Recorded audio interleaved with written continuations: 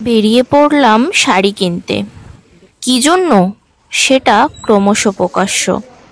আর এখন শাড়ি কেনা মানেই সবাই কিন্তু যে জায়গায় যায়, আমরাও সেখানেই গেছিলাম। এটা একটা অনেকটা ট্রেন্ডের মতো হয়ে গেছে। আর ট্রেন্ডে গা ভাসাতে কে না ভালোবাসে। আমিও এখন বেশ ভালোবেসে ফেলেছি। এই মতো সকাল ৯টা ১২ ট্রেন ধরে আমরা পৌঁছে গেলাম শান্তিপুর স্টেশন। ফেসবুকে অনেক ভিডিও দেখেছি, কিন্তু কোনো দোকান সেইভাবে সিলেক্ট করিনি।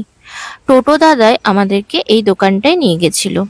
তবে বেশ ভালোই ছিল, সমস্ত কিছুই ছিল এবং দামও আমাদের মোটামুটি ঠিকঠাকই লেগেছে। দোকান থেকে কি কি কিনেছি সে তো তোমাদের অবশ্যই দেখাবো। তার জন্য কিন্তু আমার সাথে থাকতে হবে, আর সাথে থাকার জন্য অবশ্যই চ্যানেলটিকে ফলো করে রেখো। কেনাকাটা সারার পর আমরা চলে গেছিলাম ভোজবাড়ি বলে এই রেস্টুরেন্টটাতে। বেশ খাবার দাবার কিন্তু ভালো ছিল। যদিও বাঙালি থালির টেস্ট আমরা করিনি, তাই বলতে পারবো না। চাইনিজটা কিন্তু বেশ ভালো ছিল, দামও ছিল রিজনেবল। তারপর আবার বাড়ি ফিরে এলাম ৩টে ৫৫ ট্রেন ধরে। ভিডিওটা কেমন লাগলো অবশ্যই কমেন্টে জানিও। ভালো লাগলে একটা লাইক করো, শেয়ার করো। Thank you.